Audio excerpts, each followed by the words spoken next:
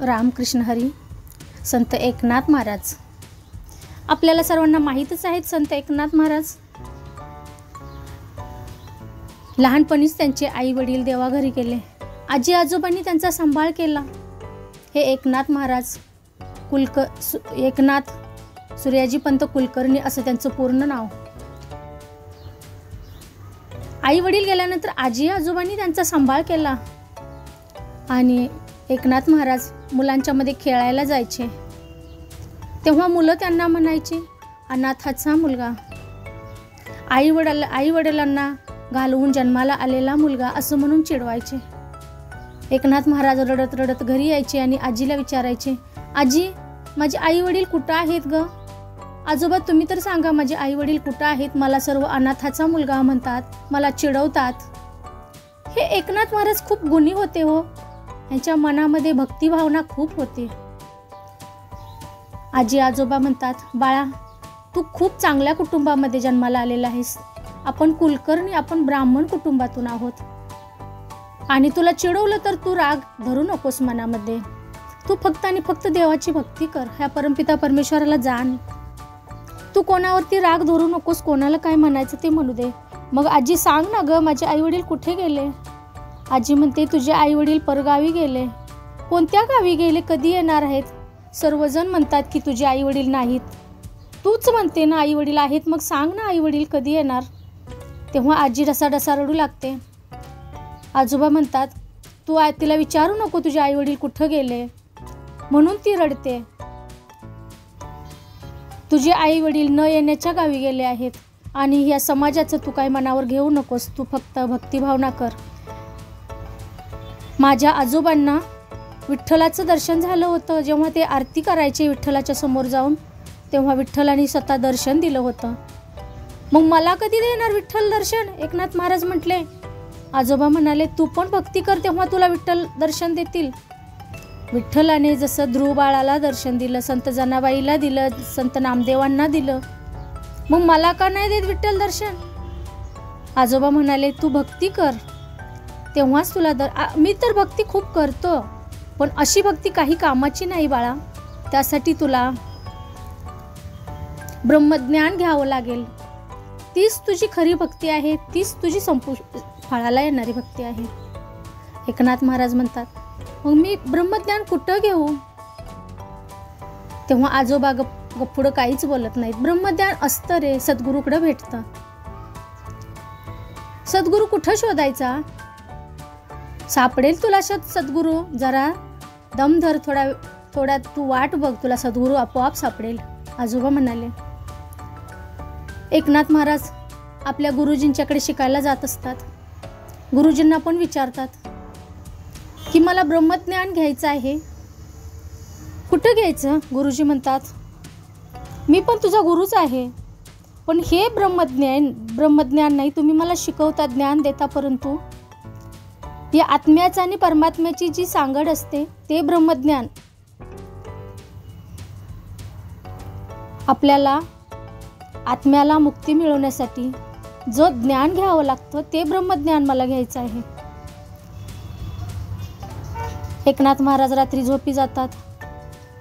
त्यांना स्वप्नात देव सांगतो की तुझा जनार्दन स्वामी आहेत, देवगिरी किल्ल्यावर राहतात, तेच तुझे सद्गुरू आहेत, त्यांच्याकडून तू ज्ञान घे. संत एकनाथ महाराज उठतात, आजीचं चरण स्पर्श करतात, आजोबांचे चरण स्पर्श करतात, आई वडिलांच्या फोटोला नमस्कार करतात आणि रात्रीच न सांगता घराबाहेर पडतात. सरळ ते देवगिरी किल्ल्यावर जातात. रस्त्यात त्यांना एक गृहस्थ भेटतात. ते म्हणतात बाबा इथं देवगिरी किल्ला कुठं आहे मला सांगाल का तुम्ही? तेव्हा ते बाबा म्हणतात हो मी तिकडेच चाललो आहे.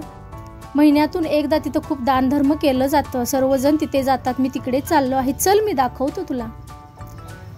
ते महात्मा घेऊन जातात. समोरच जनार्दन स्वामी असतात. सर्वजण चरण स्पर्श करत असतात. एकनाथ महाराज मनातच विचार करतात, कारण एकनाथ महाराजांचं वय फक्त आणि फक्त 11 वर्षाचं होतं हो. एकनाथ महाराज म्हणतात मी तर लहान आहे, हे जनार्दन स्वामी मला ब्रह्मज्ञान देतील का? मला आतमध्ये घेतील का किल्ल्याच्या? विचार करतात. तसंच पुढं जातात. जनार्दन स्वामी त्यांच्याकडे बघतात. ये ये बाळा ये बोलतात. एकनाथ महाराज चरणस्पर्श करतात आणि किल्ल्यामध्ये जातात. त्यांच्या घरामध्ये जातात आणि म्हणतात, मला तुमच्याशी काहीतरी बोलायचं आहे. महाराज म्हणतात, तू कोण आहेस बाळा, तुझा परिचय काय आहे? एकनाथ महाराज म्हणतात, मी कोण आहे, मी कुठून आलो आहे आणि मला कुठं जायचं आहे हेच मला माहीत नाही, ते तुम्ही मला सांगाल का? तेव्हा जनार्दन स्वामी ओळखतात. जनार्दन स्वामी म्हणतात, हो हो बाळा, मी तुला नक्की सांगेन तू कोण आहेस, तू कुठून आला आहेस आणि तुला कुठं जायचं आहे याचा पत्ता मी तुला देईन. तुला माझ्या घरामध्ये राहावं लागेल, इथेच तुला भक्ती करावी लागेल. 11 वर्षाचं बाळ जनार्दन स्वामींच्या घरामध्ये राहतं. पहाटेचं उठायचं, स्नान करायचं, पूजापाठ करायची, नामस्मरण करायचं. नामस्मरणामध्ये एकाग्र होऊन जायचे विठ्ठल भक्तीमध्ये. जनार्दन स्वामी आणि त्यांची दासी बघते, किती चांगलं शिष्य आपल्याला भेटलेला आहे. आमचं कुठंतरी पुण्य फळाला आलं असा शिष्य आम्हाला भेटला. एवढ्या पहाटेचं उठून स्नान करून देवपूजा करून नामस्मरण करते. आमचं भाग्य आहे की असा शिष्य आम्हाला भेटला. जनार्दन स्वामी आपल्या जवळच त्यांना ठेवून घेतात. एकनाथ महाराज मोठे होतात. जनार्दन स्वामी म्हणतात, तू आता जा आणि तपश्चर्या कर.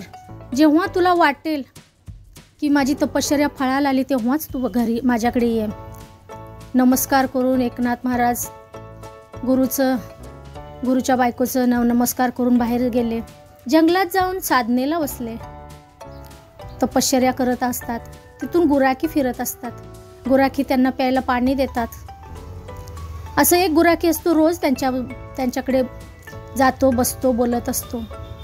एक दिवस हे एकनाथ स्वामी तपश्चर्या करत असताना त्यांच्या गळ्याभोवती नागाने वेढा टाकलेला होता. हा गुराखी लांबून बघतो आणि म्हणतो, ए बाळा, तुझ्या खांद्यावरती नाग आहे. एकनाथ महाराज एवढे भक्तीमध्ये तल्लीन झालेले असतात, नामस्मरणामध्ये एकाग्र झालेले असतात या परमपिता परमेश्वराच्या, की त्यांना नाग आपल्या गळ्याभोवती बसलेला माहीत नसतो. गुराखी त्यांना ओरडतात. तोपर्यंत हा नाग निघून जातो. गुराखी म्हणतो, बाळा, तुझ्या खांद्यावरती नागाने वेढा घातला होता आता. तेव्हा एकनाथ महाराज डोळे उघडतात. म्हणतात, खरंच मला माहितीच नाही माझ्या खांद्याला नागाने वेढा घातलेला. खरंच परमपिता परमेश्वर मला प्रसन्न झाला आज. एवढे खुश होतात एकनाथ महाराज आणि आपल्या गुरुकडे जातात. जनार्दन स्वामींना झालेला प्रकार सांगतात. स्वामी, तुम्ही मला सांगितलं होतं ना, तुला जेव्हा अनुभव येईल तेव्हाच तू माझ्याकडे ये. आज मला अनुभव आला. जनार्दन स्वामी खुश झाले. मला जसा पाहिजे होता तसा शिष्य तू बनलास. तुझी भक्ती फळाला आली. आता तू भारत भ्रमण कर. सर्व संत महंत यांची सर्वांशी चर्चा कर. सर्वांशी तू मिळून मिसळून त्यांच्याकडून ज्ञान घेऊन ये. एकनाथ महाराज त्यांचा आशीर्वाद घेऊन गेले. सर्व भारत भ्रमण केलं त्यांनी. तोपर्यंत आजी आजोबा घरामध्ये रडत असतात की आमचा 11 वर्षाचा एकू गेला कुठे. 11 वर्ष झालं आम्ही त्याची वाट पाहतोय म्हणून आजी आजोबा रडत असतात. आम्हाला त्यांचं तोंड तरी बघायला मिळेल का शेवटच्या क्षणी. एवढा माझा मुलगा गेला, माझी सून गेली आणि माझा नातू होता त्याच्यावरती आमची आस होती, तो पण घर सोडून गेला. आज 11 वर्ष झाली माझा एकनाथ घर सोडून गेला. आजी आजोबा रडत असतात. तोपर्यंत एक शास्त्री बुवा घरी येतात आणि म्हणतात, मला समजलं की एकनाथ घर सोडून गेलाय म्हणून मी तुमच्याकडे आलो आहे. तेव्हा आजोबा म्हणतात, हो काय करणार, 11 वर्ष झाली घर सोडून गेलाय, तो काय परत आला नाही. शेवटच्या श्वासाला तरी माझा एकनाथ समोर येईल का, मला असं वाटत आहे. शास्त्री बुवा म्हणतात, नको काळजी करू, येईल एकनाथ घरी. तेव्हा त्यांच्या लक्षात येतं की माझ्याकडे शिकायला येत होता एकनाथ, तेव्हा त्याने मला विचारलं होतं की देवगिरी किल्ला कुठं आहे आणि मला ब्रह्मज्ञान घ्यायचं आहे असं त्याने मला विचारलं होतं. तो प्रसंग शास्त्रीबुवांच्या लक्षात येतो आणि ते आजी आजोबाला सांगतात. शास्त्रीजी म्हणतात, मला वाटतं की देवगिरी किल्ल्यावर जनार्दन स्वामी आहे, तिकडे एकनाथ गेला असावा, तिकडे आपण पाहायला पाहिजे जाऊन. तेव्हा आजी आजोबा म्हणतात, हो बरोबर आहे, पाहायला पाहिजे, गेला असेल तिकडे. मला पण एकदा म्हणाला होता की देवगिरी किल्ला कुठं आहे, तेव्हा मी त्याला सांगितलं होतं. आजी आजोबा खूप रडत असतात. शास्त्री बुवा म्हणतात, मी उद्याच जातो देवगिरी किल्ल्यावर, जनार्दन स्वामींना विचारून येतो. तसंच दुसरा दिवस उजाडला. शास्त्री बुवा देवगिरी किल्ल्यावर गेले, जनार्दन स्वामींचं दर्शन घेतलं. जनार्दन स्वामींना म्हणाले, स्वामी मी पैठणहून आलो आहे. तेव्हा जनार्दन स्वामी म्हणाले, बोला काय काम आहे. शास्त्री बुवा म्हणाले, आमच्यातला एक 11 वर्षाचा मुलगा पैठणहून इकडे आला होता का 11 वर्षाच्या पूर्वी. जनार्दन स्वामी म्हणाले, हो, एकनाथ कुलकर्णी त्याचं नाव आहे आणि तो खूप चांगला गुणी मुलगा आहे, ज्ञानी मुलगा आहे आणि त्याची एवढी भक्तिभावना आहे, एवढं ज्ञान आहे त्याच्याकडे, तो माझा शिष्य झाला आहे, तुम्ही चिंता करू नका. त्याचे आजी आजोबा वाट बघतात. हो, तो येईल घरी, कधी येईल मला सांगा, मला आजी आजोबांना निरोप पोहोचवायचा आहे. जनार्दन स्वामी म्हणाले, तो आता पैठणच्या वाटेवरती आहे, तो येईल. शास्त्री बुवा खुश झाले आणि पैठणला चालू लागले. एकनाथ महाराजांच्या आजी आजोबाच्या घरी गेले आणि त्यांना खुशखबर सांगितली की खुश खबर आहे, आपला एकनाथ पैठणच्या वाटेला आहे, तो येत आहे असं मला जनार्दन स्वामींनी सांगितलं. आणि त्यांनी जनार्दन स्वामींना गुरु बनवलेला आहे, त्यांच्याकडून ब्रह्मज्ञान घेतलेलं आहे. आपला मुलगा वाया गेलेला नाही, खूप गुणी मुलगा आहे, तो चांगला आहे असं महाराजांनी मला सांगितलं, जनार्दन स्वामींनी मला सांगितलं. आजी आजोबा खुश होतात. थोडे दिवस जातात आणि गावातील एक तरुण घरी पळत पळत येतो आणि सांगतो की आपला एकोबा आला आहे आणि पिंपळेश्वर मंदिरात बसला आहे.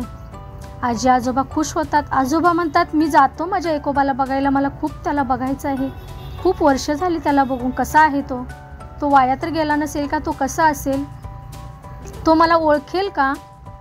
आजोबा खुश होतात. आजी म्हणते, मी पण येते त्यांच्यासोबत, तुमच्यासोबत. आजोबा म्हणतात, नको, मी पुढे जातो, तू हळूहळू ये, तुला चालायला होणार नाही. आजोबा गावकरी थोडे घेऊन गावाच्या बाहेर पिंपळेश्वर मंदिर असतं तिथे जातात. एकनाथ महाराज तिथे ध्यानस्थ बसलेले असतात. नंतर मंदिरातून बाहेर येतात आणि विचार करतात, मी घरी गेलो तर माझे आजी आजोबा मला ओळखतील का, आजी आजोबा जिवंत असतील का, असे अनेक प्रश्न त्यांच्या मनात येतात. काय करावं, घरी जावं की नाही. परंतु शास्त्री बुवा जेव्हा जनार्दन स्वामीकडे एकनाथ महाराजांना शोधायला गेले होते तेव्हा शास्त्री बुवांनी एक पत्र दिलं होतं आणि त्या पत्रामध्ये काय लिहिलं होतं ते बघू नका म्हणून सांगितलं होतं. ते पत्र फक्त तुम्ही एकनाथांना द्या म्हणून सांगितलं होतं. आणि ते शास्त्री बुवा तिथं एकनाथ महाराजांच्या समोर ते पत्र घेऊन आले. त्याच वेळेस आजोबा पण आले.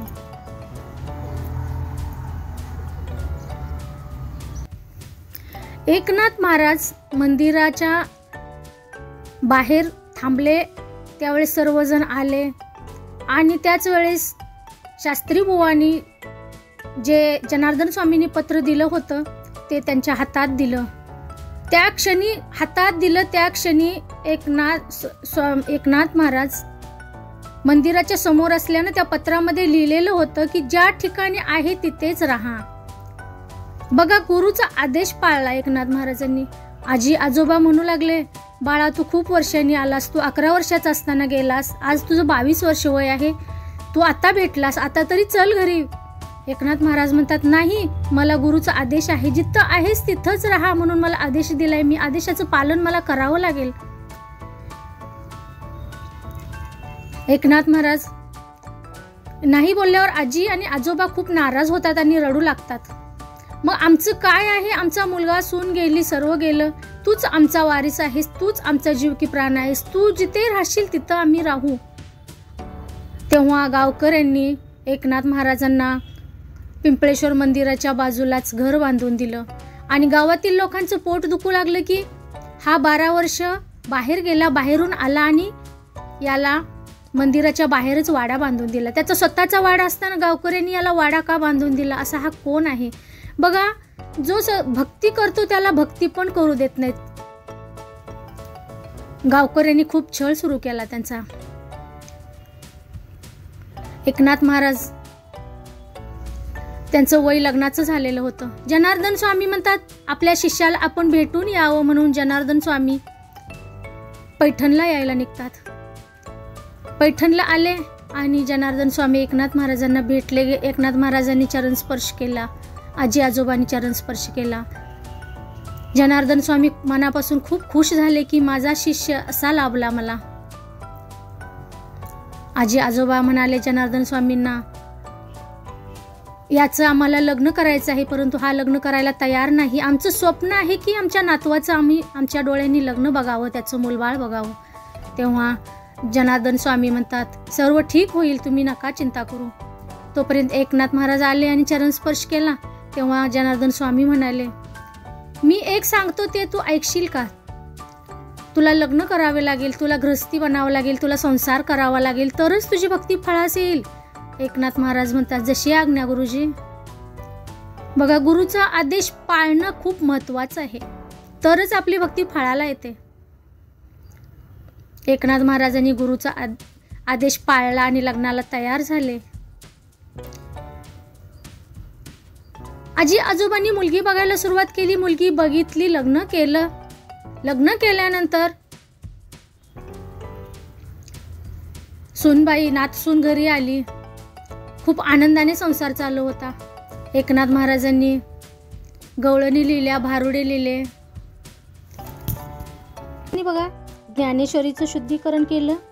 भागवत पुराण जे होतं ते मराठीमध्ये लिहिलं, त्यालाच आपण एकनाथ भागवत म्हणतो. रामायणावर आधारित भावार्थ रामायण पुस्तक असं लिहिलं त्यांनी.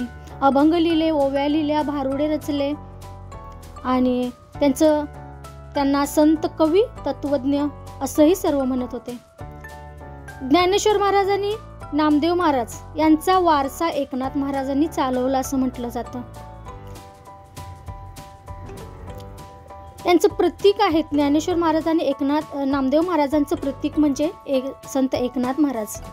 त्यांनी तोच वारसा पुढे चालवला.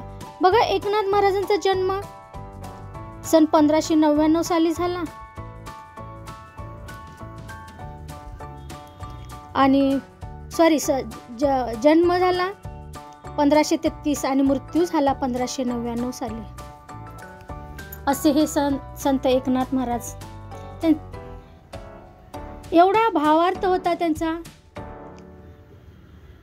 त्यांची भक्ती, अफाट भक्ती होती. एकदा एकनाथ महाराज आंघोळीला गेले नदीवरती. गावकऱ्यांना वाटायचं की हा ढोंग करतोय, हा भारुडे लिहितोय, कवी आहे आणि हा 12 वर्ष बाहेर कुठं गायब होऊन संन्यास पत्करलेला, यानं लग्न केलं, याला मुलं झाली म्हणून गावकरी त्यांना खूप त्रास देऊ लागले. एकदा गावकऱ्यांनी असा विचार केला की या संत एकनाथ महाराजांना आपण राग येतोय का बघायचं. त्यांना राग येत नव्हता कोणत्याही गोष्टीचा, कारण अहंकार, राग, द्वेष, मोह, माया, मत्सर सर्व त्यांच्यातून निघून गेलेली होती. कारण तिने भारुडे, अभंग, ओव्या एवढ्या रचल्या आहेत की कोणीही सहज त्यांना ओळखेल की हे क्षमाशील, सहनशील संत आहेत. म्हणून गावकऱ्यांना ते सहन झालं नाही. आणि गावकऱ्यांनी काय केलं, एक मुस्लिम तरुण आणला आणि उभा केला नदीच्या कडेला. आणि हे गावकरी लांब लपून बसले आणि त्याला सांगितलं की संत एकनाथ महाराजांना राग येतोय का बघायचं आहे. संत एकनाथ महाराज कुलकर्णी ब्राह्मण नदीतून आंघोळ करून आले, वरती आले. ते घराच्या दिशेने चालले की मुस्लिम तरुण त्यांच्या अंगावर थुकायचा. पुन्हा ते जायचे, पुन्हा आंघोळ करून यायचे, ते पुन्हा थुकायचे, पुन्हा ते जायचे, आंघोळ करून यायचे. असं 107 वेळा झालं. 108व्या वेळी या मुस्लिम तरुणाच्या तोंडामध्ये काहीतरी होऊ लागलं. त्याच्या तोंडातली थुकी संपली आणि 108व्या वेळी महाराज आंघोळ करून आले आणि हा थुंकू लागला, परंतु त्याच्या तोंडामध्ये थुंका येईना. तेव्हा त्यानं ओळखलं की हे सामान्य माणूस नाही, ही असामान्य अशी व्यक्ती आहे. आपण अन्याय करतोय, तो शरण आला आणि त्यांच्या चरण पकडले. मला माफ करा, माझ्याकडून चुकी झाली. बघा, संत खूप दयाळू कृपाळू असतात. एकनाथ महाराजांनी त्यांना माफ केलं आणि पुढे निघून गेले. बघा, 108 वेळा. उलट एकनाथ महाराज म्हणाले की मी खूप भाग्यवान आहे की आज मला अंघोळ 108 वेळा झाली, कारण तू भेटलास म्हणून माझी 108 वेळा अंघोळ झाली. परंतु एकनाथ महाराजांना बिलकुल राग आला नाही. असं हे एकनाथ महाराजांचा जीवन परिचय.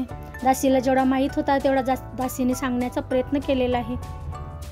दासीच्या बोलण्यातून काही चुकी झाल्यास दासीला उदार अंतकरणाने माफ करा आणि जे चांगलं वाटतं ते सद्गुरूचे बोल समजून घ्या. चुकीचे आहेत ते सोडून द्या. चला तर भेटू पुढच्या व्हिडिओमध्ये. तोपर्यंत सर्वांना रामकृष्ण हरी एवं धन्य निरंकार जी.